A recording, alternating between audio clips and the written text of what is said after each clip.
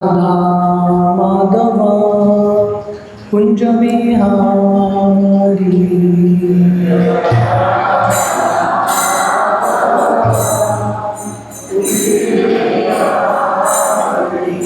जय राधा माधव कुंज बिहारी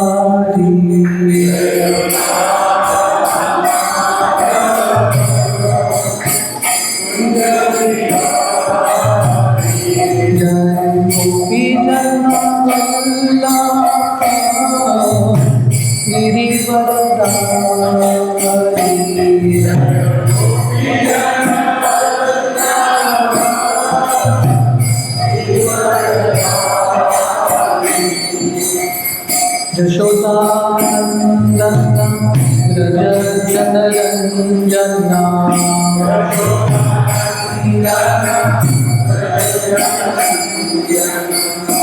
यमुना तीरा वनचारी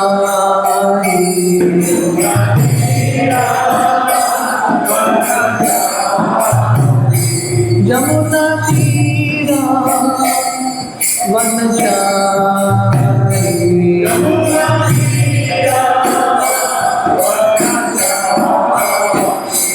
जय राधा माधव कुंज बिहारी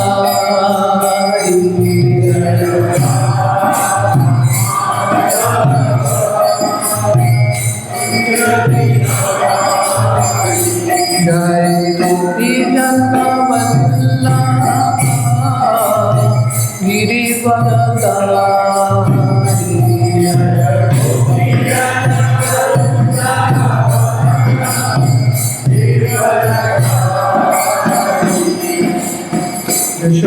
यशोदानंदन व्रज जनरंजना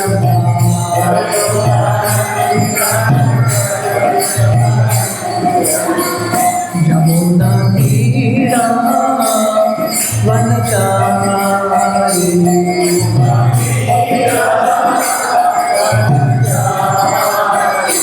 यमुना तीरा वनचारी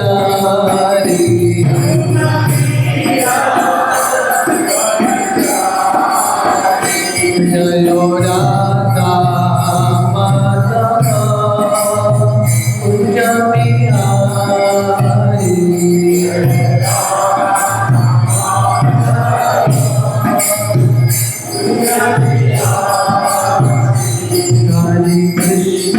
हरे कृष्णा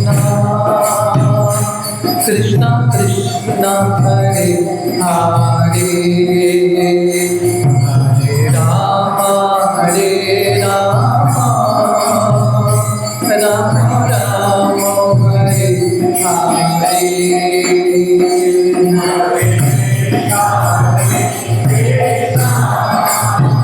जोर से बोलिए जय राधे श्याम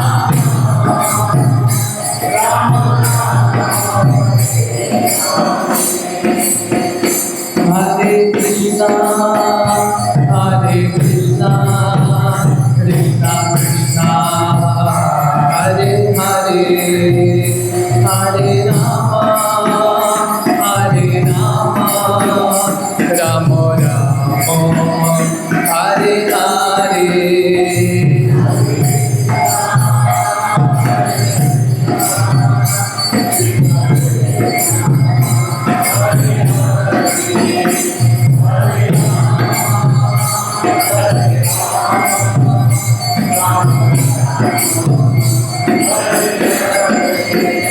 जय राधे श्याम राधे श्याम राधे श्याम जय राधे श्याम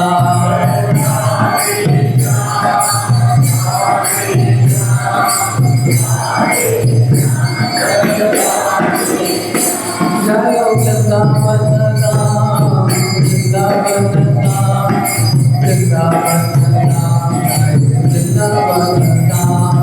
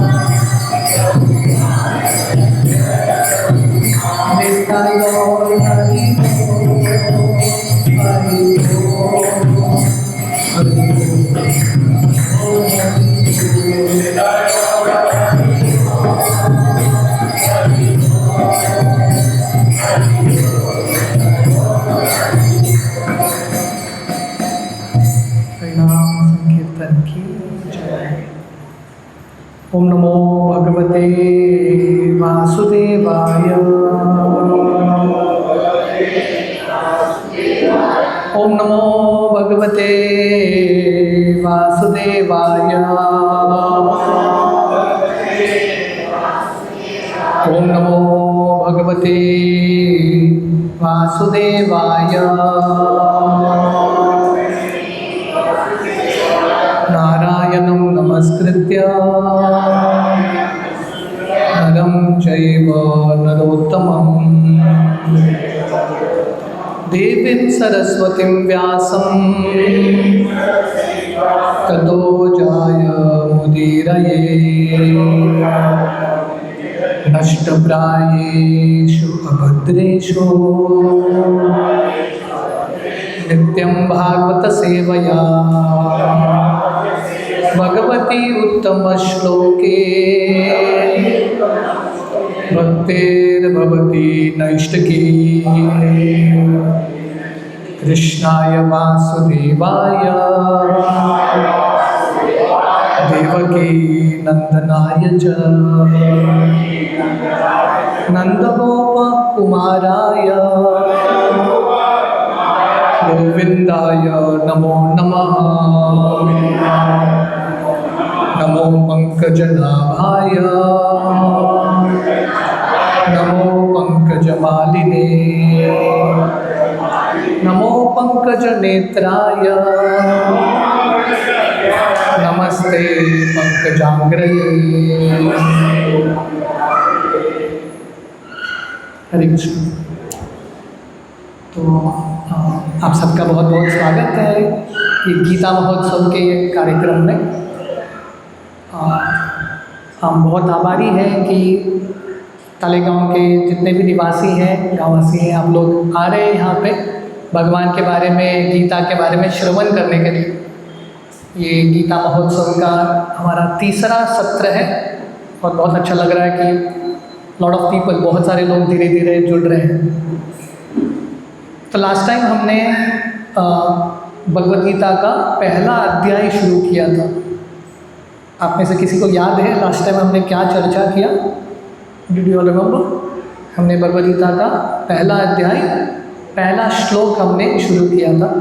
धर्मक्षेत्रे कुरुक्षेत्रे समवेता युयुत्सवः मामका पांडवश्चैव किम अकुर्वत संजय। तो हमने देखा ये श्लोक के बारे में हमने विस्तार से लगभग एक घंटे से ज़्यादा हमने चर्चा किया ये श्लोक के ऊपर। तो हमने देखा संक्षिप्त में आगे के श्लोक जाने से पहले हमने देखा कि कैसे धृतराष्ट्र भगवान के हर व्यक्ति के कर्म के अनुसार किसी न किसी शरीर में, एक परिस्थिति में उसका जन्म होता है। धृतराष्ट्र जन्म से अंधा था क्योंकि पिछले ज़िंदगी में उसने कुछ कर्म किया। पर धृतराष्ट्र जो है, इसको इंग्लिश में बोलते हैं विक्टिम माइंडसेट। धृतराष्ट्र को हमेशा लग रहा था कि मेरे साथ अन्याय हुआ है, मुझे राजा के पदवी पे बैठने का अवसर नहीं मिल रहा है, मेरे साथ अन्याय हुआ है। और क्योंकि धृतराष्ट्र को लग रहा था कि उसके साथ अन्याय हुआ है, तो धृतराष्ट्र पांडु के पुत्रों के ऊपर, अपने स्वयं के भाई के पुत्रों के ऊपर अन्याय कर रहा है। तो जब व्यक्ति कन्विंस्ड है कि मेरे साथ अन्याय हो रहा है या हो चुका है, ऐसा व्यक्ति जो है वो जो वेदना है उसके हृदय में दूसरों तक भी पहुंचाता है। तो ये धृतराष्ट्र का माइंडसेट है। और हमने देखा कि कैसे धृतराष्ट्र के वजह से सिर्फ धृतराष्ट्र अधर्म के मार्ग पर नहीं चल रहा था, धृतराष्ट्र के वजह से उसके 100 पुत्र खासकर दुर्योधन भी अधर्म के मार्ग पे चल रहे हैं।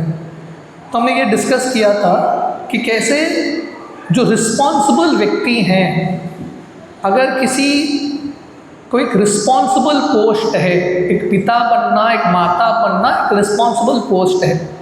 माता पिता या गुरुजन का कर्तव्य है उन पे जो निर्भर है उनको सही शिक्षण देना। और सही शिक्षण का अर्थ क्या है? रियल एजुकेशन मतलब वैल्यू सिस्टम। कैरेक्टर, चरित्र अच्छा होना चाहिए। दुर्योधन के पास सब कुछ था, ऐसा नहीं कि दुर्योधन मूर्ख था, बहुत ही बुद्धिमान। आज के समय पे दुर्योधन होता था तो नंबर 1 पॉलिटिशियन होता था।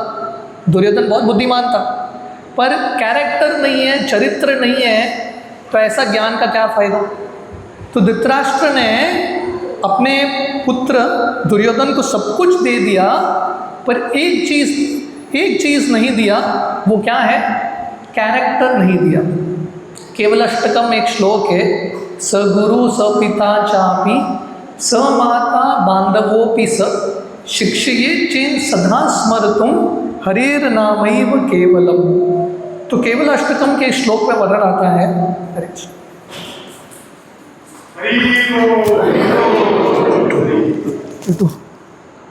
Thank you.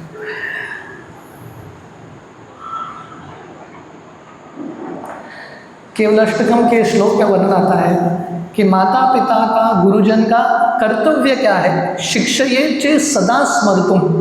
माता पिता को, बच्चों को क्या सिखाना चाहिए? आप हमेशा भगवान का चिंतन करो। This is real education. तो धृतराष्ट्र ने दुर्योधन को सब कुछ दिया, पिता होने के नाते राज्य दिया, धन दिया, सब कुछ दिया, पर क्या नहीं दे पाया? चरित्र नहीं दे पाए और भगवान कृष्ण का भक्ति दे नहीं पाए। और धीरे धीरे दुर्योधन जो है उसका अधर्म का कार्य धीरे धीरे बढ़ रहा था। हमने लास्ट टाइम ये भी चर्चा किया था, हर एक पाप कार्य जो है या अधर्म का कार्य छोटे चीज़ से शुरू होता है, धीरे धीरे बहुत बड़ा बन जाता है। तो दुर्योधन धीरे धीरे ऐसा एक बहुत बड़ा टेररिस्ट, आतंकवादी जैसा बन गया दुर्योधन, और उसने पांडवों को अलग अलग रूप से मारने का प्रयास किया। पर भगवान कृष्ण की कृपा से सब पांडव बच जाते हैं। एक श्लोक आता है, मारे कृष्ण राके के, राके कृष्ण मारे के। अगर भगवान कृष्ण किसी को बचाना चाहते हैं, व्यक्ति कितना भी प्लान करे उसको मारने का, उसको मार नहीं पाएंगे। और अगर भगवान कृष्ण ने निश्चय किया है कि इस व्यक्ति का अंत होना ही है, कितना भी रक्षा करो उसको कोई बचा नहीं पाएगा। तो भगवान कृष्ण का इच्छा था पांडव बचने चाहिए। दुर्योधन का हर एक जो प्लान है फेल हो जाता है, और फाइनली भगवान कृष्ण शांति दूत के रूप में जाते हैं, दुर्योधन को मनाने का प्रयास करते हैं। दुर्योधन जब मानता नहीं है, अभी युद्ध का समय है। तो ये जो गीता का पहला श्लोक है, युद्ध भूमि में दोनों अभी इकट्ठा हो चुके हैं, कौरव और पांडव। तो वहाँ पे धृतराष्ट्र प्रश्न पूछ रहा है कि युद्ध भूमि में इकट्ठा होके मेरे पुत्र और पांडु के पुत्र कर क्या रहे हैं? हमने लास्ट टाइम चर्चा किया था, ये एक प्रश्न, इंग्लिश में ना एक बोलते हैं question and intention behind the question. एक होता है शब्द, उसके पीछे मनस्थिति क्या है वो हमको समझना है। बाह्य दृष्टिकोण से धृतराष्ट्र ऐसा एक मासूम व्यक्ति दिखता है, पर धृतराष्ट्र के हृदय में बहुत क्रूरता है, लॉट ऑफ कनिंगनेस, बहुत क्रूरता है। तो धृतराष्ट्र ये प्रश्न के माध्यम से एक्चुअली क्या पूछना चाहते हैं? वो ये पूछना चाहते हैं कि क्योंकि कुरुक्षेत्र धर्म क्षेत्र है कि नहीं? धर्म क्षेत्र है। धर्म क्षेत्र में प्रवेश करके मेरे बच्चों का बुद्धि धर्म की ओर तो नहीं गया, ये धृतराष्ट्र पूछ रहे हैं। मतलब ये ऐसा पिता है, वो नहीं चाहता कि मेरे बच्चे जो हैं धर्म की ओर जाएं। अंत हो जाए चलेगा, पर धर्म की ओर नहीं जाने चाहिए। तो ये धृतराष्ट्र का माइंडसेट है। और हमने ये भी डिस्कस किया था, धर्म क्षेत्रे कुरुक्षेत्रे, क्योंकि कुरुक्षेत्र जहाँ पे ये युद्ध हो रहा है महाभारत का, धर्म क्षेत्र है। फाइनली जीत किसका होता है? धर्म का ही होता है। श्रील प्रभुपाद ने एक एग्जाम्पल दिया था। कौन सा एग्जाम्पल था? प्रभुपाद बताते हैं, जैसे चावल का खेत है, चावल के खेत में क्या उगता है? चावल ही उगेगा। कभी कभी अलग अलग घास भी आते हैं, पर अगर किसान वहाँ पे, माली किसान वहाँ पे होगा, तो किसान क्या करेगा? बाकी घास को निकाल देगा और चावल के पौधे को ही बढ़ाने को देगा। तो ऐसे ये धर्म क्षेत्र है, यहाँ पे कौन से पौधे उगने चाहिए? धर्म के पौधे उगने चाहिए। और ये धर्म के पौधे कौन हैं? पांडव हैं। पर यहाँ पे अधर्म के भी पौधे हैं, दुर्योधन इत्यादि। उनको उखाड़ के फेंकने के लिए भगवान कृष्ण वहाँ पे उपस्थित है धर्म के पिता के रूप में। हमने लास्ट टाइम ये चर्चा किया था, भगवान कृष्ण गीता में बताते हैं, परित्राणाय साधूनां विनाशाय च दुष्कृतां धर्म संस्थापनार्थाय संभवामि युगे युगे। भगवान कृष्ण प्रमुखता 3 कारण के लिए आते हैं। एक, भक्तों की रक्षा करने के लिए, जो धर्म का पालन कर रहे हैं उनकी रक्षा करने के लिए, जो अधर्म के मार्ग पे जा रहे हैं उनका नाश करने के लिए, और अल्टीमेटली भगवान का हित क्या है? धर्म संस्थापनार्थाय, धर्म की स्थापना होनी चाहिए। हमने लास्ट टाइम धर्म का भी व्याख्यान किया था, किसी को याद है? हमने धर्म क्या है डिफाइन किया था। Anyone remembers? किसी को याद है क्या? क्या है mother ji, what is dharma? Service to God, very good. धर्म का अर्थ है हमारा जो मूल स्वरूप। हमने ये उदाहरण दिया था, शक्कर का धर्म क्या है? मीठापन। नमक का धर्म है नमकीनपन, मतलब उससे जो गुण उससे अलग कर ही नहीं सकते। तो वैसे ही आत्मा का एक ही धर्म है, भगवान की सेवा। और भगवान कृष्ण गीता के 700 श्लोकों के माध्यम से, 18 अध्याय के माध्यम से एक ही चीज़ हमको बताना चाहते हैं, धर्म संस्थापनार्थाय। धर्म का पालन करो, मतलब भगवान कृष्ण की सेवा करो, भक्ति करो। This is the most important message. तो ये पहला श्लोक का एक ओवरव्यू था जो हमने लास्ट टाइम चर्चा किया। आज हम दूसरे श्लोक में प्रवेश करेंगे। आप लोग तैयार हैं to enter into the next shloka? Second श्लोक आप मेरे पीछे दोहराइए। संजय उवाच दृष्ट्वा तु पांडवानीकं द्यूतं दुर्योधनस्तदा आचार्यम् उपसंगम्य राजा वचनमब्रवीत्। संजय उवाच दृष्ट्वा तु पांडवानीकं द्यूतं दुर्योधनस्तदा आचार्यम् उपसंगम्य राजा वचनमब्रवीत्। तो बेसिकली पहले श्लोक में धृतराष्ट्र 2 प्रश्न पूछ रहे हैं, मेरे पुत्र और पांडु के पुत्र ने क्या किया।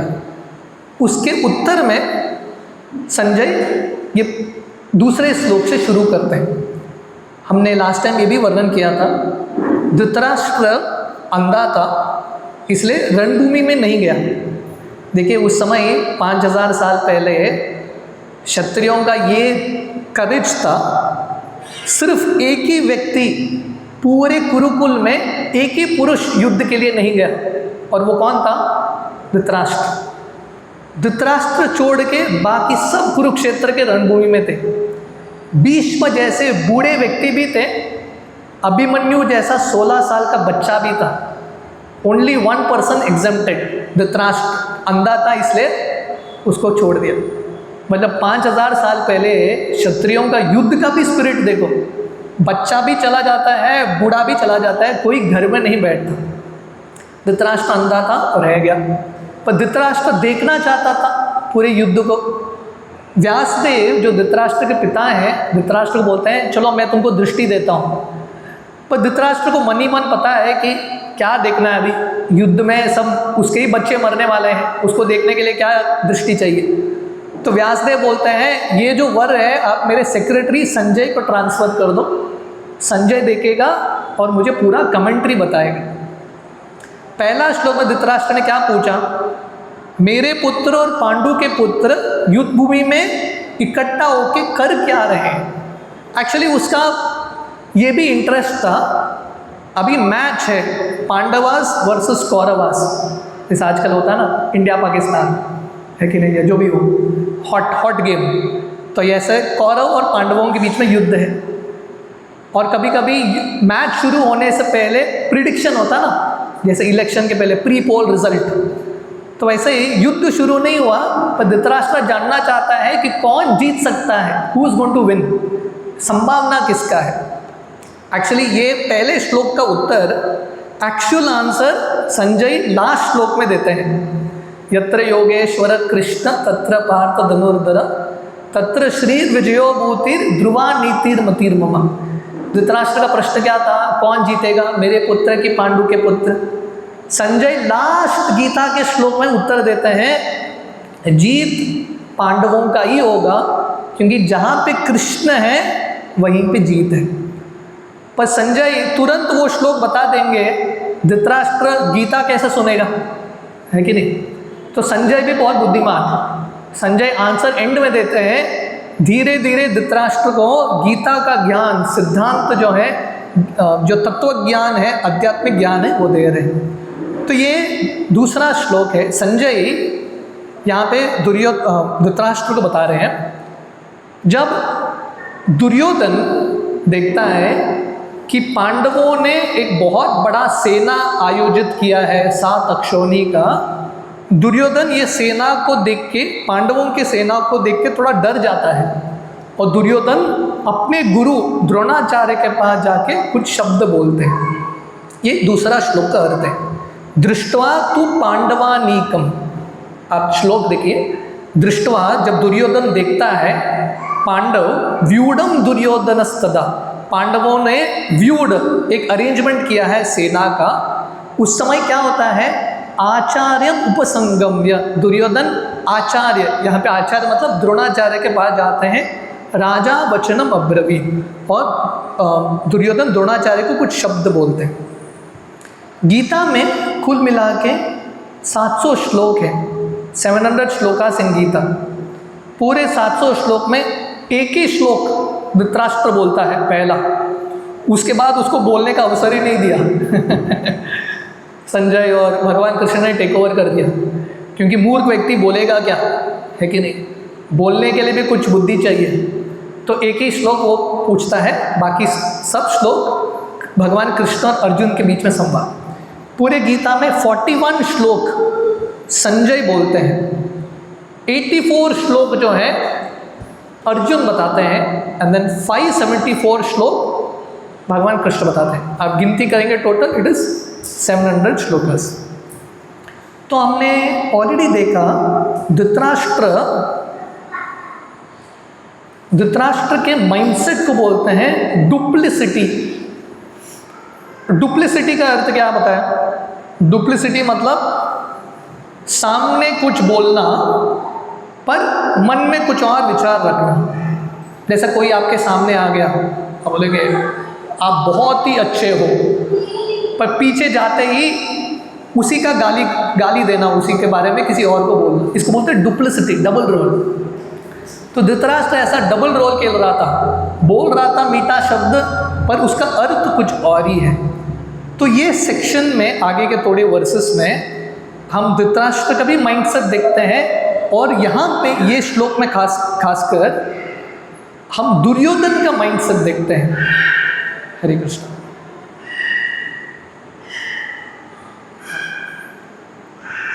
We see the mindset of Duryodhan. Duryodhan जो ना एक एक्सपर्ट डिप्लोमैट है, डिप्लोमैट या पॉलिटिशियन। पॉलिटिशियन कौन होते हैं, उनको अपना काम करवा के लेने का आता है, बस they know how to get their work done, है कि नहीं। गधे को घोड़ा बनाओ, कुछ भी करो, but you get your work done. So Duryodhana was an expert politician.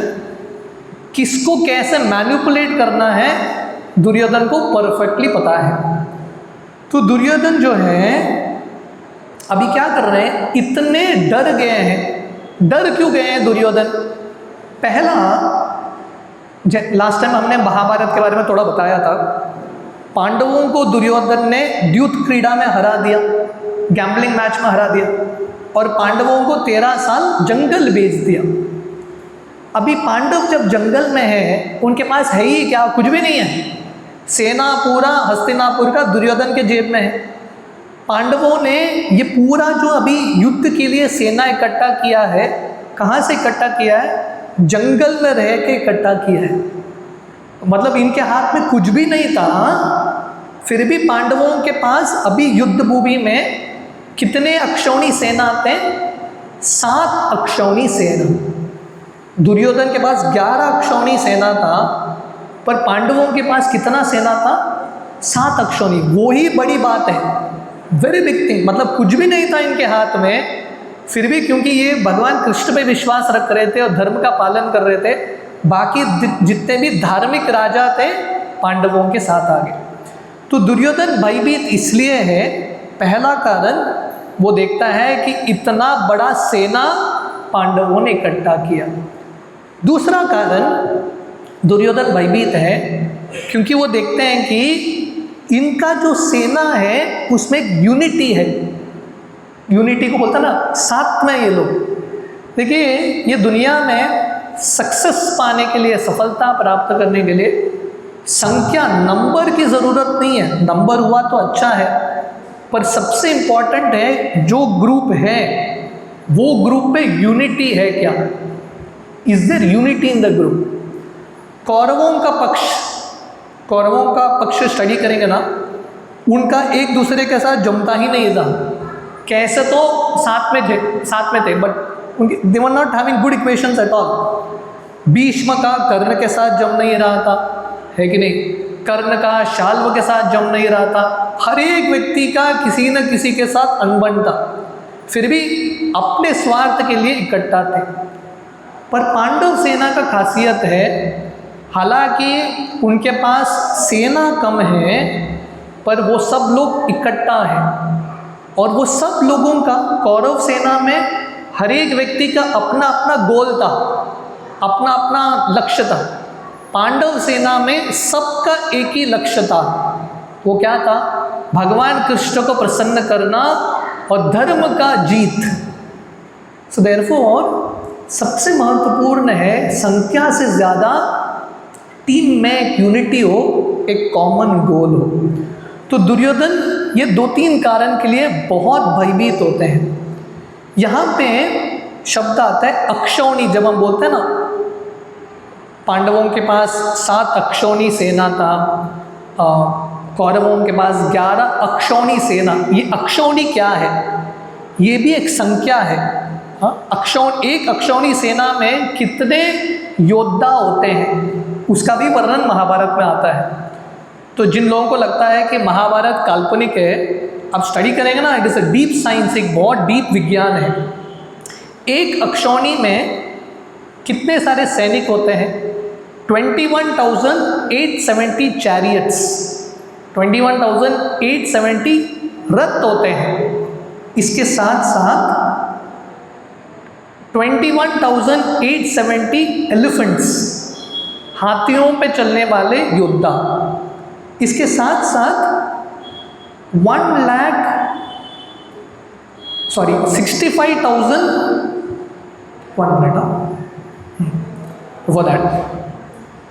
1,09,650 infantry, मतलब फुट सोल्जर्स, एंड देन घोड़सवार जो थे 65,000 घोड़सवार। ये पूरा एक अक्षौणी, 1 अक्षौणी। इस प्रकार पांडवों के 7 अक्षौणी सेना थे, कौरवों के 11 अक्षौणी सेना। तो पहला लेसन, क्वांटिटी वर्सेस क्वालिटी, दोनों महत्वपूर्ण है, पर सबसे महत्वपूर्ण है क्वालिटी। एक यूनिटी होना वो ग्रुप में बहुत ही महत्वपूर्ण है। पांडवों के पास संख्या कम था, पर वो लोग जो थे इकट्ठा थे, उनका गोल बहुत क्लियर था। ये श्लोक में व्यूढ़म आता है, व्यूढ़म दुर्योधनस्तदा। व्यूढ़ का अर्थ क्या है? व्यूढ़ मतलब एक फॉर्मेशन। देखिए, ये युद्ध जब होता था ना 5000 साल पहले, क्षत्रिय जब युद्ध भी करते थे, उसका भी एक साइंस होता था, एक विज्ञान है। जैसे धनुर्वेद, वेद का एक भाग है धनुर्वेद। हाँ, युद्ध कैसा करना नियमों के साथ होता था। आजकल के युद्ध की तरह नहीं है। उस समय युद्ध मतलब सूर्यास्त हो गया, युद्ध नहीं, सब लोग आराम करते थे, अगले दिन फिर से शुरू। तो जब युद्ध होता था, हर दिन सेना जो है एक फॉर्मेशन में अरेंज करते थे अपने आप को। इसको अलग अलग व्यूह या व्यूड बोलते हैं। जैसे हमने चक्र व्यूह सुना है ना, चक्र व्यूज वन व्यूह, तो वैसे अलग अलग व्यू होते हैं। ये व्यूह फॉर्मेशन क्यों इंपॉर्टेंट है? जैसे आप देखते हैं ना, हमारे बचपन में स्कूल में परेड होता है कि नहीं? वो एक फॉर्मेशन की तरह होता है। डांस, अगर आप किसी डांस को देखने के लिए जाएंगे, अगर सब लोग अलग अलग जगह पे खड़े हैं, कुछ भी कर रहे हैं, तो कैसा दिखता है? दिखने के लिए अच्छा दिखता ही नहीं। एक फॉर्मेशन, एक डिसिप्लिन होना इंपॉर्टेंट है ना। आप देखेंगे ना रिपब्लिक डे वगैरह में मिलिट्री जो है, सेना जो है परेड करता है कि नहीं? परेड क्यों करते हैं? आप देखेंगे परेड, उनका फॉर्मेशन परफेक्ट होता है। देखा आप लोगों ने? Perfect formation. तो अभी सेना को जाके बॉर्डर में युद्ध करना है, तो ये फॉर्मेशन की क्या इंपॉर्टेंस है? फॉर्मेशन क्यों इंपॉर्टेंट है? परेड ऐसा क्यों दिखा रहे वो लोग? क्योंकि सिंपल लॉजिक है, अगर सैनिक को कुछ बड़ा करना है देश के लिए, स्वयं ऑर्गेनाइज्ड नहीं है, डिसिप्लिन नहीं है, यूनिटी नहीं है, एक दूसरे के साथ तालमेल नहीं बैठ रहा है, तो जिंदगी में कोई कुछ कर ही नहीं पाएगा। तो सैनिक का पहला चीज उनको सिखाया जाता है डिसिप्लिन। सबका ड्रेस एक जैसा, सबका चलने का, एवरीथिंग परफेक्ट इन ऑर्डर। जब ऐसा यूनिटी होता है, ऐसा एक सिस्टम डिसिप्लिन होता है, ऐसा सेना देश के लिए बहुत बड़ा कुछ हासिल कर सकता है। तो इसलिए हम देखते हैं महाभारत में अलग अलग व्यू हैं। चक्र व्यू हमने सुना, तो ऐसे ही अलग अलग व्यू महाभारत बताता है। मकर व्यूह, लाइक दैट, क्रौंच व्यूह, वज्र व्यूह इत्यादि। इस दिन जब कुरुक्षेत्र के पहले युद्ध के दिन, ये युद्ध जो है 18 दिन चलता है। हर एक दिन हर एक सेना अलग अलग व्यू बनाते हैं। हर एक व्यू को तोड़ने के लिए और एक व्यू होता है। तो जब पहले दिन पांडव सेना, जब दुर्योधन देख रहा है, पहला दिन उसने कुरुक्षेत्र के रणभूमि में एंट्री किया है। पहला दुर्योधन देखता है पांडवों ने 7 अक्षौणी सेना इकट्ठा कर लिया। दूसरा, पांडवों के चेहरे में, मतलब सिर्फ पांडवों के चेहरे पे नहीं, जितने भी पांडव सेना में थे सबके चेहरे में कॉन्फिडेंस था। सब लोगों को कृष्ण पे पूरा विश्वास था। ये देख के दुर्योधन डर जाता है, उनका नंबर देख के, उनका कॉन्फिडेंस देख के। तीसरा चीज दुर्योधन देख के डर जाता है, पांडवों ने पहले दिन कौन से व्यूह में अपने सेना को अरेंज किया? वज्र व्यूह में सेना को अरेंज किया। तो ये भी एक बहुत इंपॉर्टेंट लेसन है कि देखिए, यहाँ ये जो महाभारत का युद्ध है, एक तरह से हमारे ज़िंदगी का प्रसंग है। It is story of our life, हमारे ज़िंदगी की कहानी है। हमारी ज़िंदगी में हम चाहते हैं कि हमारे अनर्थों पे हम विजयी प्राप्त करें, अधर्म पे विजयी प्राप्त करें। पर ये दुनिया में रियलिटी है, स्पेशली कलयुग में, अधर्म का संख्या धर्म के संख्या से बड़ा होता है कि नहीं? यहाँ पे कितने सारे लोग बैठे हैं, 80-90 पीपल, है कि नहीं? आप कल बोलो एक बहुत बड़ा पार्टी है, उसमें लाखों लोग आ जाएंगे नशा करने के लिए, दारू पीने के लिए, उसमें आ जाएंगे सब लोग। ये क्लियर है कि कलयुग में धर्म का पालन करने का नंबर बहुत कम है, अधर्म के मार्ग में बहुत ज़्यादा लोग हैं। तो देयरफॉर जब हम सत्संग में रहते हैं, संख्या भले ही कम हो, पर अगर सत्संग में एक यूनिटी है, भक्तों के संग में है और लक्ष्य हम सबका एक है, तो अधर्म कितना भी बड़ा क्यों नहीं हो, हम डेफिनेटली अंत में विजयी प्राप्त कर सकते हैं। तो हम देखते हैं कि दुर्योधन 2-3 कारण के लिए डरे हुए हैं। पहला, वो देखते हैं कि पांडवों का संख्या 7 अक्षौणी सेना है। दूसरा, पांडवों में एक कॉन्फिडेंस है। तीसरा, पांडवों ने वज्र व्यू बनाया है। और चौथा कारण दुर्योधन क्यों डरा हुआ है, ये वज्र व्यू को लीड करने के लिए भीम खड़ा है। दुर्योधन का सबसे बड़ा शत्रु था भीम। ईर्ष्या था, जलन। क्यों ईर्ष्या था? क्योंकि देखिए, ईर्ष्या कब होता है? जब 2 लोगों का एक ही स्किल है कि नहीं? अर्जुन धनुर्विद्या में एक्सपर्ट थे, दुर्योधन उसमें एक्सपर्ट नहीं। दुर्योधन के एक्सपर्टीज था गदा युद्ध, और वही एक्सपर्टीज भीम का था। तो इसलिए दुर्योधन सबसे ज़्यादा जलता था भीम को, और वही भीम ये व्यू को हेड कर रहे हैं।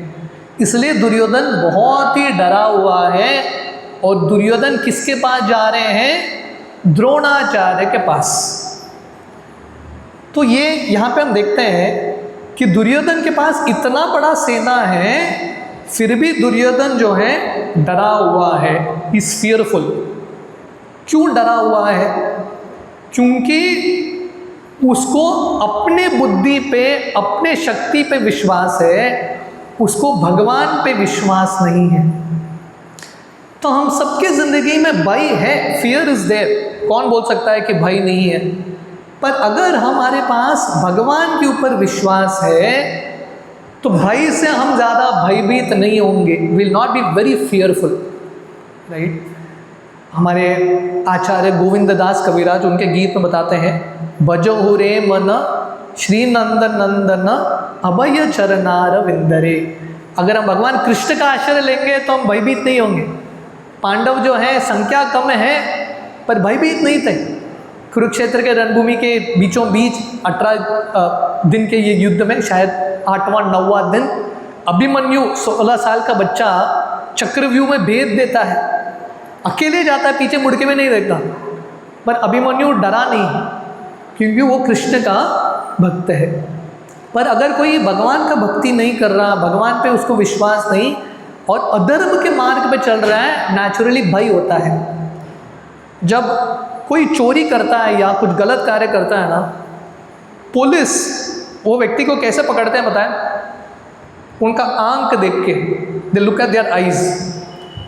जो व्यक्ति गलत कार्य करता है उसके आंख जो है ना स्टेबल नहीं होते, उसके आंखों में तेज कॉन्फिडेंस नहीं होता, हमेशा डरा हुआ रहता है।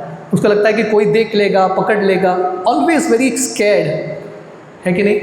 पर जो लोग सही कार्य करते हैं उनको किसी चीज़ का डर ही नहीं है, they are not fearful at all. एक बहुत सुंदर कहानी है। एक बार लोग एक फ्लाइट में जा रहे थे और फ्लाइट में टर्बुलेंस होने लगता है और फ्लाइट सडनली नीचे आने लगता है और सब लोग इतने डर जाते हैं, they become so fearful. Flight में ऐसा कुछ होता है ना, बहुत डरावना है। एक लड़की थी जो उसको बिल्कुल डर नहीं लग रहा था, मुस्कुरा रही थी।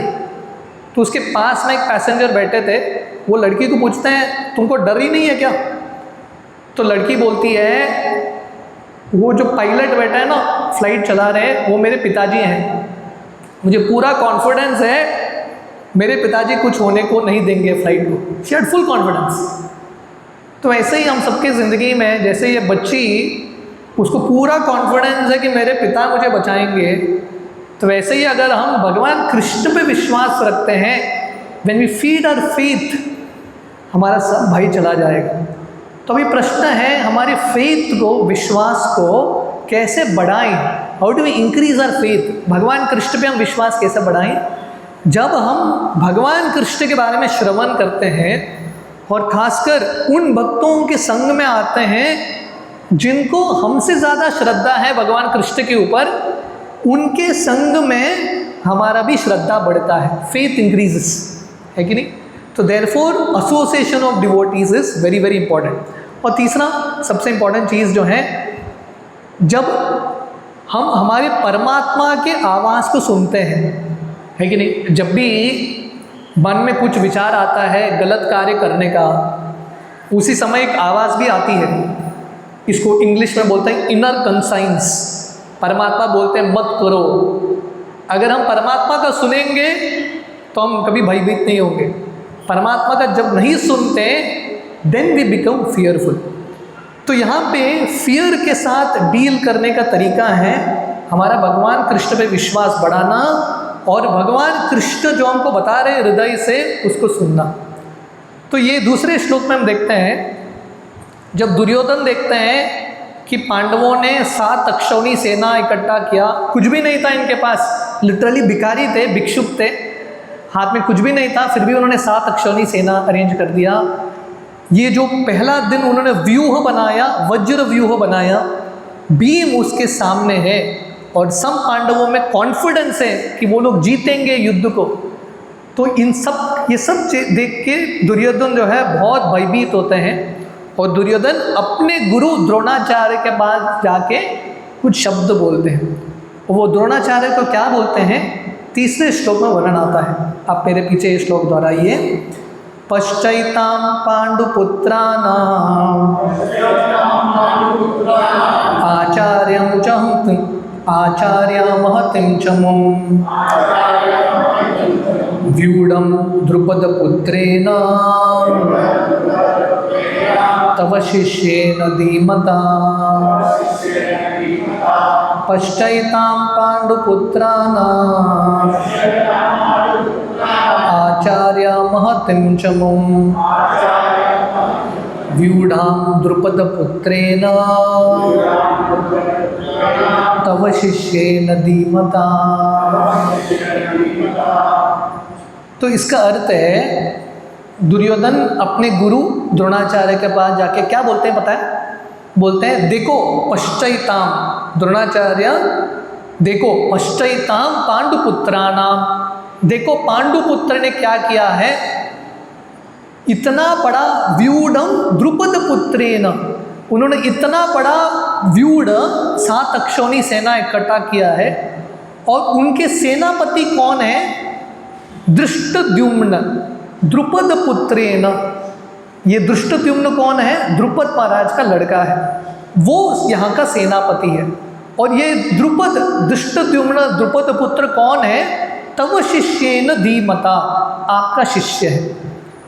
तो बेसिकली आप बोलेंगे इसका अर्थ क्या है? दुर्योधन द्रोणाचार्य को उनका एक गलती बता रहे हैं, और वो गलती क्या है मैं आपको बताता हूँ। देखिए बचपन में द्रोणाचार्य और द्रुपद महाराज दोनों एक ही गुरुकुल में पढ़े थे। पहले ज़माने का ये गुरुकुल सिस्टम था, जहाँ पे राजा का भी कोई बच्चा हो या ब्राह्मण का बच्चा हो, कोई भी हो, एक ही पाठशाला में जाते हैं। ट्रेनिंग, गुरुकुल का ट्रेनिंग सबका एक समान। तो द्रोणाचार्य जो ब्राह्मण है और द्रुपद जो है राज्य घराने के हैं, दोनों एक ही गुरुकुल में जाते हैं। और गुरुकुल में दोनों बेस्ट फ्रेंड बन जाते हैं, होते हैं ना बच्चे, बेस्ट फ्रेंड्स बन जाते हैं। और उस समय द्रुपद जो है बचपन में द्रोणाचार्य को बोलते हैं, आगे जाके जब मैं राजा बनूंगा मैं आपको बहुत सारा दंड दूंगा, इस प्रकार वो बोलते हैं। समय के साथ दोनों गुरुकुल से पास आउट हो जाते हैं। हाँ, द्रुपद जाके राजा बन जाते हैं पांचाल देश का, और द्रोणाचार्य ब्राह्मण थे, गरीब ही गरीब रह जाते हैं। तो समय बीतता है, द्रोणाचार्य के पास ज़्यादा पैसा नहीं, क्योंकि जनरली ब्राह्मण जो है ना गरीब ही होते हैं। तो द्रोणाचार्य के पास ज़्यादा पैसा नहीं, और द्रोणाचार्य के घर में उनका बच्चा था अश्वत्थामा, और अश्वत्थामा को खाना खिलाने के लिए भी कुछ नहीं, दूध भी नहीं था ठीक तरह से। तो द्रोणाचार्य की जो पत्नी है कृपी, द्रोणाचार्य को बोलती है आपके दोस्त हैं द्रुपद महाराज, और उन्होंने प्रॉमिस किया था बचपन में आपको देंगे बहुत सारा धन, आप जाइए द्रुपद महाराज के पास और कुछ मांगिए। द्रोणाचार्य भी जाते हैं कॉन्फिडेंस के साथ कि मेरे दोस्त मुझे मदद करेंगे, और द्रोणाचार्य भी कुछ लेके नहीं जाते। अभी आप देखिए इतने सालों बाद, है कि नहीं, आपका कोई दोस्त है, आप बहुत सालों बाद उससे मिल रहे हो, पहले मुलाकात में आप उससे डायरेक्टली कुछ मांग नहीं सकते। How can you ask? अब इतने साल बाद मिल रहे हो, थोड़ा समय तो देना पड़ेगा रिलेशन को फिर से बिल्डअप करने के लिए, बाद में मांगो। पर द्रोणाचार्य खाली हाथ जाते हैं, कुछ देते भी नहीं है द्रुपद को, और जाके द्रुपद को बोलते हैं आपने मुझे बोला था आप मुझे आधा राज्य देंगे, मुझे धन देंगे, दे दो। द्रुपद भी द्रोणाचार्य को बोलते हैं पता नहीं तुम कौन हो, मुझे याद भी नहीं है, तो हम साथ में गुरुकुल में थे। और द्रुपद द्रोणाचार्य का अपमान करके निकल जाते हैं। द्रोणाचार्य को इतना गुस्सा आता है। देखिए ब्राह्मण का लक्षण है अपमान हुआ तो सहन करना, टॉलरेट। पर द्रोणाचार्य ब्राह्मण थे, पर उनका ब्राह्मण का गुण नहीं था, उनको इतना अपमान लगता है द्रोणाचार्य उसी समय निश्चय करते हैं कि मैं कुरुकुल में जाके गुरु बनूंगा। द्रोणाचार्य कुरुकुल के में कैसे पहुंचते हैं? एक ही कारण के लिए, उनको द्रुपद से बदला लेना था। दैट्स इट, रिवेंज मेंटालिटी था। और उसी समय भीष्म जो है ढूंढ रहे थे किसी गुरु को जो बच्चों को धनुर्विद्या सिखाए, तो दोनों मैच हो गया। भीष्मदेव गुरु को ढूंढ रहे हैं, द्रोणाचार्य आगे अपने मतलब की वजह से, और द्रोणाचार्य कौरव पांडव दोनों को शिक्षण देते हैं, फाइटिंग का, अस्त्र शस्त्र का शिक्षण देते हैं। और फाइनली जब गुरु दक्षिणा का समय है, द्रोणाचार्य पांडवों को और कौरवों को बोलते हैं मुझे एक ही गुरु दक्षिणा चाहिए, क्योंकि ये सब क्यों किया उन्होंने? द्रुपद के साथ बदला लेने के लिए। मुझे एक ही गुरु दक्षिणा चाहिए, और वो गुरु दक्षिणा क्या है? मुझे द्रुपद चाहिए, अब पकड़ के लाओ द्रुपद को, मेरे पैर में गिराओ। क्योंकि उस समय द्रुपद ने इनको अपमानित किया था, अभी द्रोणाचार्य इनको अपमानित करना चाहते हैं। ये रिवेंज मेंटालिटी कितना खतरनाक है। तो कौरव जाते हैं, द्रुपद को पकड़ नहीं पाते, अर्जुन जाते हैं, पांडव जाते हैं, और अर्जुन अकेले द्रुपद को हरा के, द्रुपद को जिंदा पकड़ के द्रोणाचार्य के पैर में गिरा देते हैं। द्रोणाचार्य बोलते हैं देखो, अभी तुम मेरे पैर में हो, तुम्हारा पूरा राज्य अभी मेरा है, पर मैं तुम्हारी तरह बर्ताव नहीं करूँगा। आधा राज्य मैं तुमको दे रहा हूँ, आधा राज्य में रखूँगा, आधा राज्य तेरा। और द्रुपद को छोड़ देते हैं। अभी द्रुपद को इतना गुस्सा आता है कि नहीं? ये बदला चलता रहता है, द स्टोरी जस्ट कंटिन्यूस। तो अभी द्रुपद को इतना गुस्सा आता है, द्रुपद महाराज एक यज्ञ करते हैं, और यज्ञ करके उनका एक ही इच्छा था, मुझे एक संतान चाहिए जो द्रोणाचार्य को मारेगा। कोई यज्ञ इसके लिए करता है क्या? जनरली लोग यज्ञ करते हैं भगवान को प्रसन्न करने के लिए। द्रुपद यज्ञ कर रहा है किसके लिए? द्रोणाचार्य को मारने के लिए। और वो यज्ञ में एक लड़का और एक लड़की उत्पन्न होते हैं, और लड़के का नाम है धृष्टद्युम्न। और ये लड़का क्यों जन्म लिया?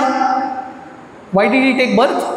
द्रोणाचार्य को मारने के लिए। और आगे जाके धृष्टद्युम्न ही द्रोणाचार्य को मारते हैं, राइट। और लड़की जन्म ली द्रौपदी। और जब द्रौपदी का जन्म हुआ, कल हम वर्णन कर रहे थे, आकाशवाणी होता है ये लड़की जो है, इसके कारण पूरे दुनिया में महाभारत का युद्ध छेड़ा जाएगा, लाइक दैट।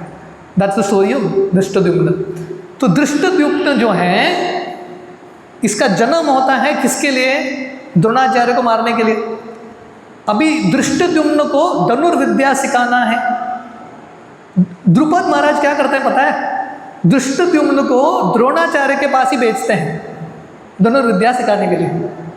द्रोणाचार्य को पता है, जब धृष्टद्युम्न पहले दिन आया था उसके गुरुकुल में, द्रोणाचार्य को भली बात ही पता है यही लड़का मुझे मारने वाला है। फिर भी द्रोणाचार्य उसको पूरा विद्या सिखाते हैं। He teaches everything. क्यों? क्योंकि द्रोणाचार्य जो है एक गुरु की तरह है। ही इज लाइक अ सन। आचार्य मतलब सूर्य की तरह है। सूर्य जो है ना सबको प्रकाश देता है। सूर्य बोलता है कि मैं सिर्फ इसको दूंगा, इसको नहीं दूंगा। He gives light to everyone. तो गुरु का कार्य है, गुरु का रोल है सबको ज्ञान देना। तो द्रोणाचार्य, हालांकि उनके मन में थोड़ा ईर्ष्या था, बदला का भाव था, ये सब था, पर द्रोणाचार्य के अंदर अच्छे गुण भी थे। और द्रोणाचार्य का ये विश्वास था कि अगर मेरे भाग्य में लिखा ही है कि ये लड़का मुझे मारेगा, मैं उसको सिखाऊं कि न सिखाऊं, वो तो मुझे मारने ही वाला है कि नहीं? मारने वाला है। मैं अपना ड्यूटी तो कर लेता हूँ, let me do my duty. ये द्रोणाचार्य का भाव था। This was his mindset. तो इसलिए दुर्योधन अभी क्या बोल रहा है, ये श्लोक देखना। दुर्योधन बोल रहा है, हे द्रोणाचार्य, देखो पांडव की सेना को कौन लीड कर रहा है? वही धृष्टद्युम्न जिसको आपने सिखाया। तो बेसिकली दुर्योधन क्या बता रहा है पता है? दुर्योधन बोल रहा है, द्रोणाचार्य आपने मूर्खता किया उसको सिखा के, वही लड़का अभी आगे युद्ध में सेनापति के रूप में खड़ा है। तो अभी दुर्योधन बोलना चाहता है फिर से वो मूर्खता अभी मत करना। तो समझ में आ रहा है दुर्योधन कितना बड़ा डिप्लोमेट है। मतलब जा रहा है अपने गुरु के पास, पर अपने गुरु का ही गलती बता रहा है। गुरु का ही निंदा कर रहे हैं। तो ये दुर्योधन जैसे लोग हैं जिनको कल्चर, संस्कृति क्या है, रिस्पेक्ट क्या है, कुछ पता नहीं। अल्टीमेटली उनकी ज़िंदगी का एक ही सेंटेंस है, एक ही फॉर्मूला है, उनके स्वार्थ के लिए कुछ भी करो, किसी का भी गुणगान करो, किसी का भी चापलूसी करो, कुछ भी करो, पर अपना काम करवा के लेना है। They want to get their work done. तो दुर्योधन जो है द्रोणाचार्य के ये गलती को द्रोणाचार्य को बता रहे हैं कि आपने सॉफ्ट कॉर्नर, आपने धृष्टद्युम्न के प्रति थोड़ा आपका कोमल हृदय था, आपने दिखाया उसको ज्ञान, अलग अलग अस्त्रों का, युद्ध का, वही ज्ञान जो है धृष्टद्युम्न आपके अगेंस्ट, हमारे अगेंस्ट यूज़ कर रहे हैं। तो दुर्योधन बोलना चाहता है वो गलती अभी फिर से मत करना, आप पांडवों के प्रति सॉफ्ट हार्टेडनेस अभी मत दिखाना। पर हमने द्रोणाचार्य और द्रुपद का दोस्ती का कहानी देखा, फ्रेंडशिप। शुरुआत में दोस्ती था इनका बचपन में, पर पूरी ज़िंदगी भर ये लोग दुश्मन रहे। और अगर आप महाभारत युद्ध पढ़ेंगे ना, if you read the fight, शायद 12वां दिन या 13वां दिन युद्ध का, one of the days, Dhrishtadyumna जो है द्रोणाचार्य को मार देता है। और उसी समय, जस्ट थोड़े समय पहले, उसी दिन द्रोणाचार्य द्रुपद को मार देते हैं। और सबसे इंटरेस्टिंग चीज़ है महाभारत के युद्ध में, ये जो युद्ध का दिन था, दोनों का लाश, द्रुपद का लाश और द्रोणाचार्य का लाश एक दूसरे के पास पड़ा है कि नहीं। शुरुआत हुआ था इनका ज़िंदगी दोस्ती के साथ, इतने बड़े शत्रु बन गए, दोनों ने एक दूसरे को मार दिया।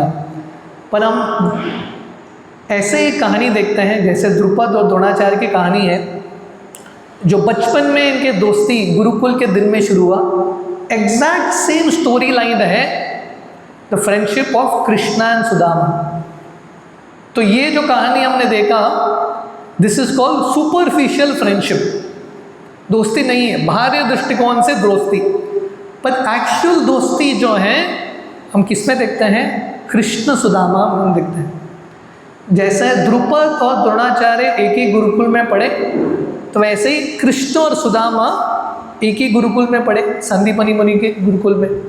और भगवान कृष्ण क्षत्रिय के बच्चे थे, क्षत्रिय कुल के थे भगवान कृष्ण, राजघराने के, और सुदामा ब्राह्मण। सेम कॉम्बिनेशन ना, द्रुपद भी Kshatriya, Dronacharya Brahmin. Same way this too, Krishna और सुदामा एक ही गुरुकुल में पढ़ते हैं, और इनका भी बहुत घनिष्ठ दोस्ती होता है।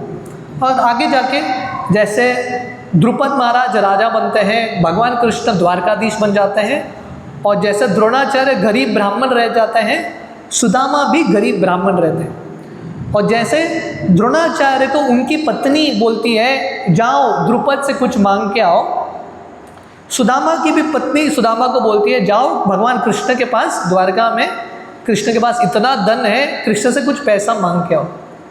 पर यहाँ पे वो फर्क देखते हैं। द्रोणाचार्य जब जाते हैं द्रुपद के पास, खाली हाथ जाते हैं, पर सुदामा जी जब भगवान कृष्ण से मिलने के लिए जाते हैं, खाली हाथ नहीं जाते, भगवान कृष्ण को कुछ अर्पण करने के लिए पोहा लेके जाते हैं।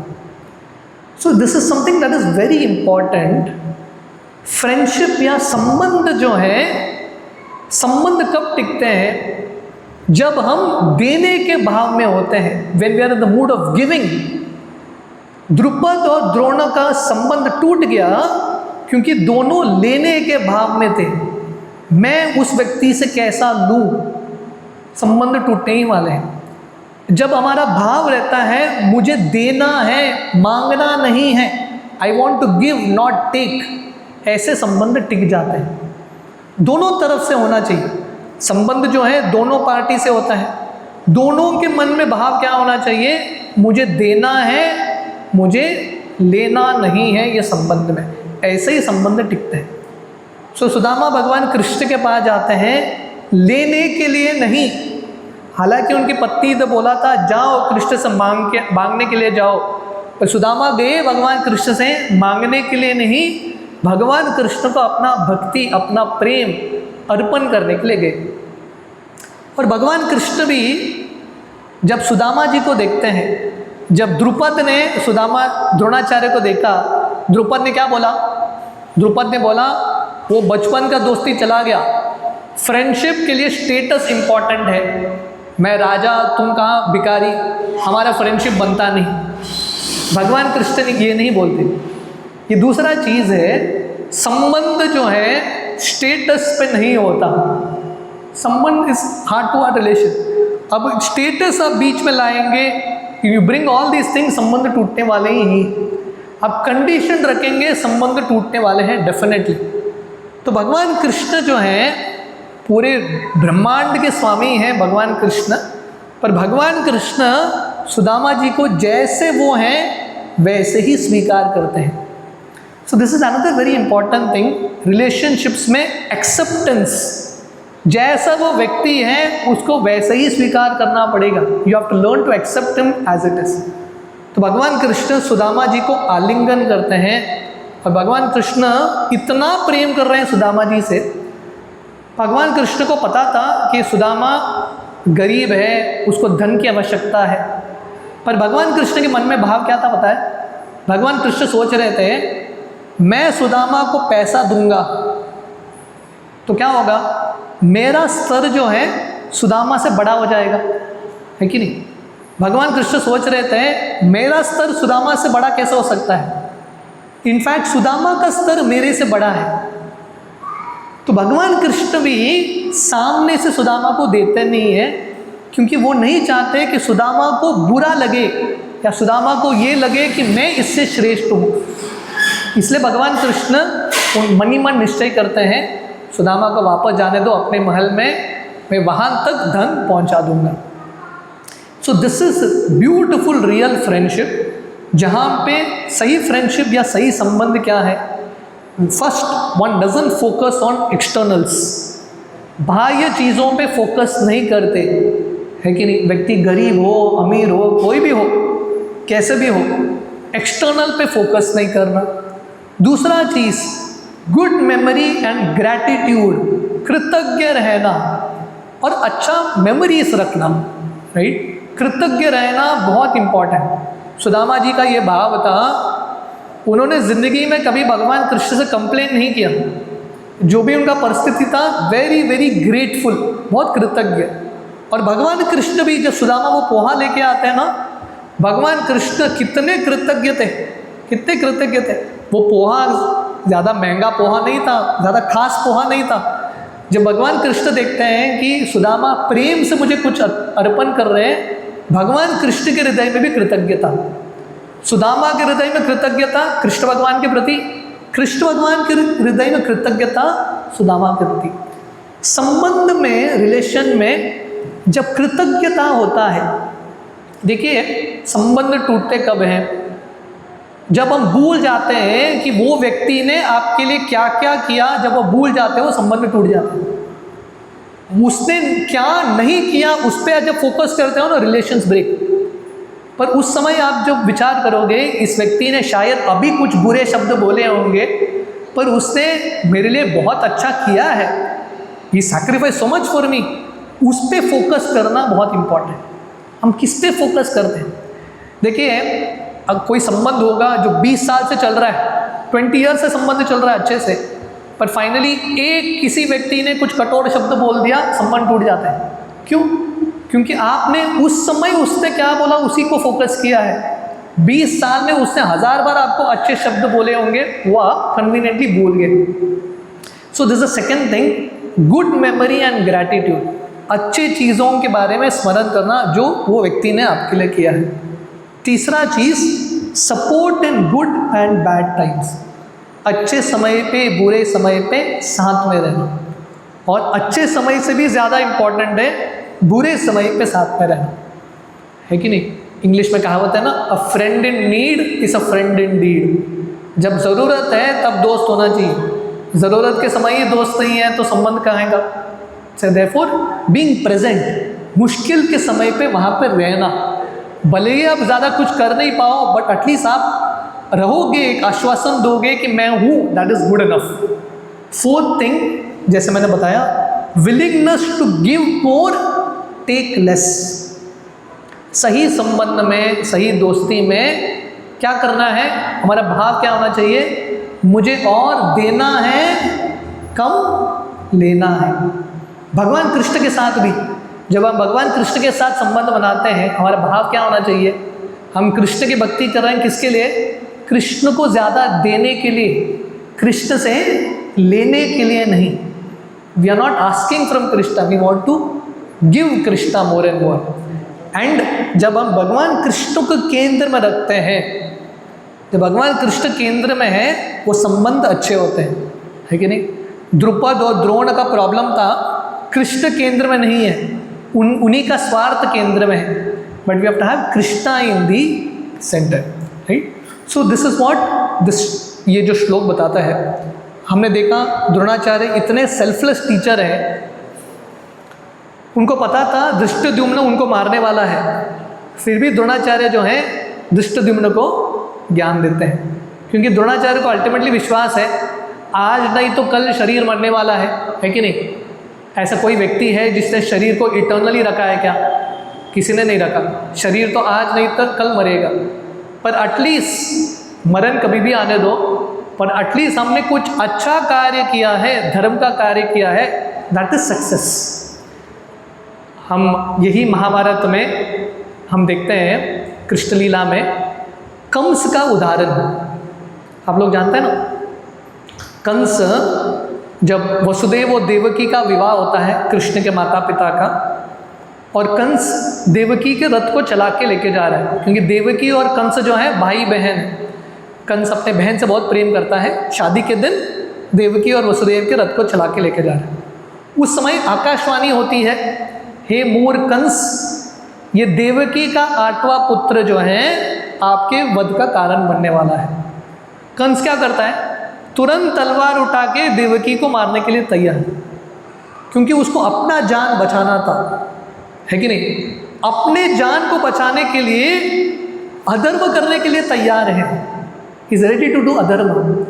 वसुदेव जी उस समय कंस को तत्व ज्ञान देते हैं। वो कंस को क्या बताता है, पता है, वो कंस को बताते हैं मरण से भयभीत होने की आवश्यकता नहीं है, डोंट फियर डेथ, क्योंकि मृत्यु तो आज नहीं तो कल आएगा। हमको भयभीत होना है किससे, अधर्म करने से भयभीत होना है। We shouldn't commit sinful activities, वो हमारा भय होना चाहिए। तो यहाँ पे हम देखते हैं द्रोणाचार्य और कंस में कितना फर्क है। द्रोणाचार्य को पता है ये लड़का धृष्टद्युम्न मुझे मारने वाला है, फिर भी द्रोणाचार्य उसको ज्ञान देते हैं। और यहाँ पे हम देखते हैं कि दुर्योधन एक ऐसा एक व्यक्ति है, जो अपने सीनियर वरिष्ठों में भी, अपने गुरुजन में भी गलती ढूंढ रहा है। He is finding mistakes in his, गुरु में भी गलती ढूंढ रहा है दुर्योधन। तो अभी दुर्योधन जैसा व्यक्ति अभी अपने गुरु द्रोणाचार्य को अपनी गलती बता रहा है, ऐसा व्यक्ति जिंदगी में करेगा क्या, व्हाट ही विल डू, है कि नहीं। तो दुर्योधन जैसे लोगों का प्रॉब्लम क्या है, सब में गलती ढूंढते हैं पर उनके अंदर गलती नहीं देखते। एक कहानी आती है, एक बार हम द्रोणाचार्य के बारे में बात कर रहे हैं। द्रोणाचार्य एक दिन युधिष्ठिर और दुर्योधन दोनों को बुलाते हैं, और द्रोणाचार्य युधिष्ठिर को बोलते हैं, युधिष्ठिर थोड़ा राज्य में घूम के आना और पता करना कि तुमसे बदतर कोई व्यक्ति है क्या। और दुर्योधन को भी बुलाते हैं, और दुर्योधन को बोलते हैं, दुर्योधन थोड़ा राज्य में घूम के आना और पता करना तुमसे अच्छा कोई व्यक्ति है क्या। दुर्योधन जल्दी आ जाता है और द्रोणाचार्य को बोलता है, मैंने पूरा राज्य ढूंढ लिया, मेरे से अच्छा कोई नहीं, सब बेकार लोग हैं, मैं ही अच्छा हूँ। मतलब दुर्योधन कन्विंस्ड था, क्योंकि हर व्यक्ति में गलती देख रहा था, अच्छे लोगों में भी गलती देख रहा था, पर उसके अंदर उसने गलती नहीं देखा। युधिष्ठिर भी आते हैं और युधिष्ठिर महाराज द्रोणाचार्य को बोलते हैं, मैंने सबको देख लिया, मेरे से बदतर कोई नहीं, सब अच्छे, मैं ही सबसे बुरा हूँ। वही लोगों को दोनों देख रहे हैं, पर फर्क क्या है, दुर्योधन को माइंडसेट जो है ना, किसका माइंडसेट है, Duryodhan's mindset is the mindset of a fly, एक मक्खी का माइंडसेट है। मक्खी क्या करता है पता है? मक्खी क्या करता है? गंदगी में जाके बैठेगा। दुर्योधन जैसे लोग द्रोणाचार्य में भी गलती ढूंढते हैं, गंदगी में ही फंसे रहते हैं। और युधिष्ठिर जैसे लोग जो हैं उनका माइंडसेट क्या है? मधुमक्खी का माइंडसेट है। मधुमक्खी क्या करता है? गंदे स्थान में भी एक सुंदर फूल डाल ढूंढ के उसमें बैठेगा। तो हमको दुर्योधन की तरह बनना है कि युधिष्ठिर की तरह बनना है? हमको लोगों में अच्छाई ढूंढना है या बुराई ढूंढना है? ये हमारा, it is up to us, ये हमारा चॉइस है, right? So we have to avoid ये जो फॉल्ट फाइंडिंग मेंटालिटी है, इसको त्यागना है। We have to give this up. So I will end with this shloka here. आज हम आज के सत्र को यहाँ पे विराम देंगे। तो आज हमने बेसिकली 2 श्लोक देखे, टेक्स्ट 2 टेक्स्ट 3, जहाँ पे हमने देखा कि दुर्योधन भाई के वजह से द्रोणाचार्य के पास जाता है और द्रोणाचार्य को उनका गलती बता रहे हैं ताकि द्रोणाचार्य दुर्योधन की ओर से और ज़ोरों से युद्ध कर सके।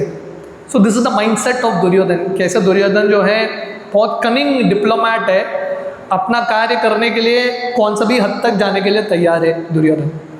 सो जब हम अगले ट्यूसडे मिलेंगे, आई थिंक ये गीता महोत्सव 5 ट्यूसडे के लिए एडवर्टाइज़ किया गया। So today is the 3rd session. हम और 2 ट्यूसडे मिलेंगे आगे कि जितने श्लोकों तक हम पहुंच सकते हैं या हो सके तो हम ये पहला अध्याय को कंप्लीट करने का प्रयास करेंगे। ठीक है, बहुत बहुत धन्यवाद।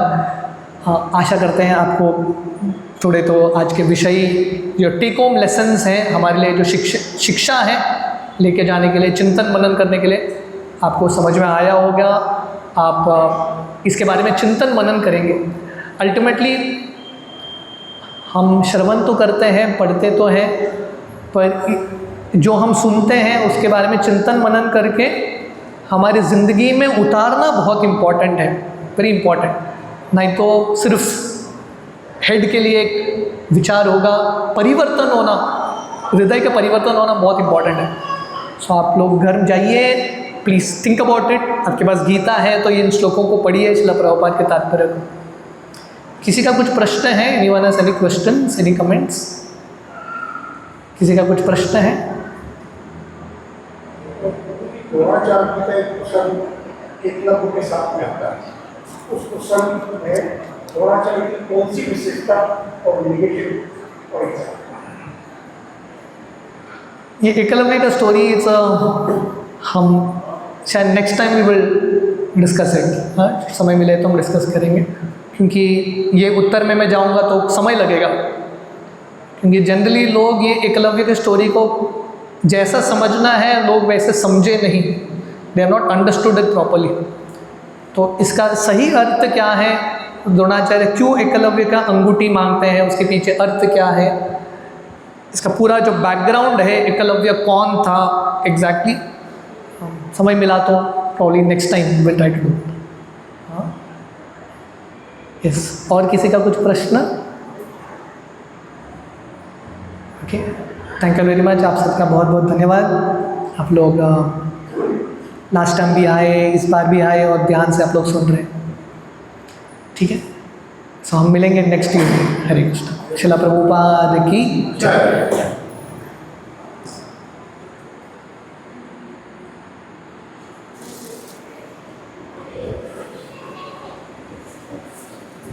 हरे कृष्ण। हरे कृष्ण। आज हमारे गीता महोत्सव इस आयोजन में हमारे गुरु जी ने जो हमें शिक्षा और ज्ञान दी, बड़े सरल और सीधे शब्दों में बताया है, जो हर भक्त के मन में आराम से समझ के उतरी। आशा है कि जैसा गुरु जी ने निवेदन किया